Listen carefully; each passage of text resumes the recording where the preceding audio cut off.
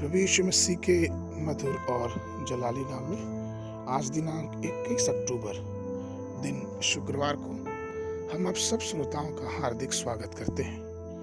आज के दिन के लिए वचन लिया गया है श्रेष्ठ गीत की पुस्तक उसका 6 अध्याय उसका 9 पद। परंतु मेरी कबूतरी मेरा निर्मल अद्वितीय है, अपनी माता की इकलौती, अपनी जननी की दुलारी है।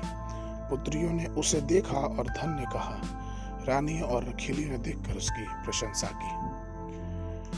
प्रभु में प्रिय लोगों, हमारे प्रभु की शिक्षा को सुनने के लिए 5000 लोग पहाड़ पर चढ़ गए और 5000 में से ईश्वरीय दृष्टि मात्र 120 लोग के पास प्राप्त हुई। और हम इनको देखते हैं कि किस प्रकार से वो उपरोक्ति कोठरी में बैठे थे और परमेश्वर की पवित्र आत्मा से भर गए।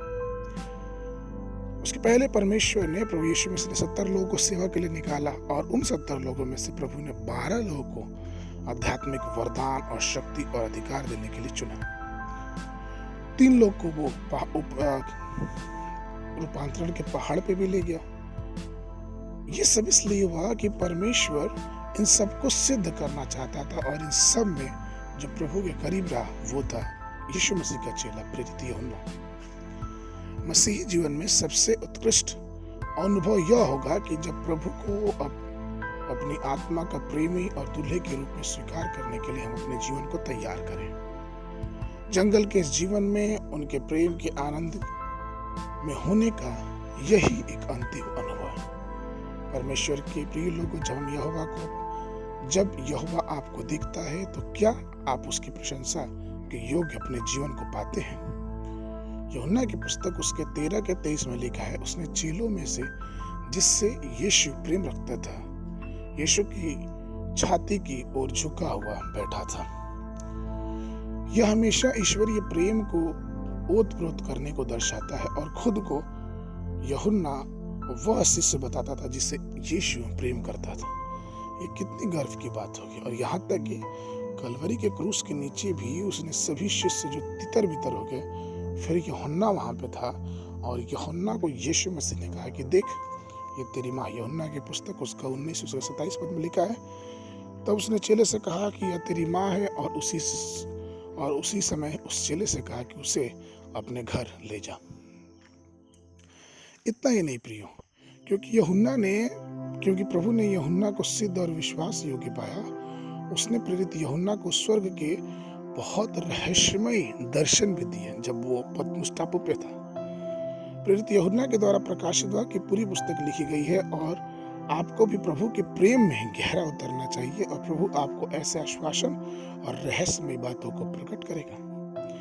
पवित्र शास्त्र भजन संहिता की पुस्तक उसके 24 उसके 3 और से लेके 5 पद में इस प्रकार से कहता है, यहोवा के पर्वत पे कौन चढ़ सकता है और उसके पवित्र स्थान में कौन खड़ा हो सकता है? जिसके काम निर्दोष और हृदय शुद्ध है, जिसने अपने मन को व्यर्थ बातों की ओर नहीं लगाया और न कपट से शपथ खाई है, वो यहोवा की ओर से आशीष पाएगा और अपने उद्धार करने वाले परमेश्वर की ओर से धर्मी ठहरेगा।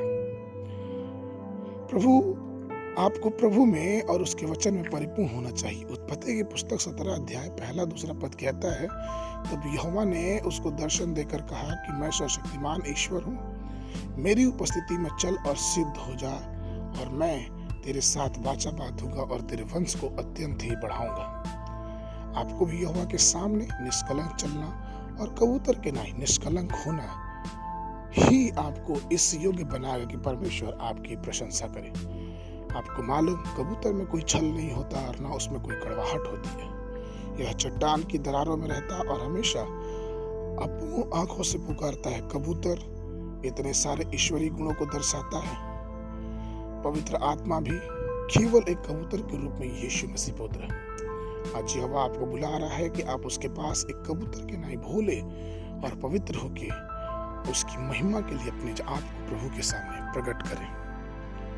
आज के मनन के लिए जो पद है वो लिया गया श्रेष्ठ गीत की पुस्तक उसका 2 अध्याय 10 और 11 पद। वचन कहता है, मेरा प्रेमी मुझसे कहा कि हे मेरी प्रिय, हे मेरी सुंदरी, उठकर चलिया, क्योंकि देख जाड़ा जाता रहा, वर्षा भी हो चुकी है और वह भी जाती रही। बाइबल अध्ययन के लिए यशायाह नबी की पुस्तक उसका 62, 63 और 64 अध्याय, संध्या के समय 1 तीमुथियुस की पत्री उसका पहला अध्याय।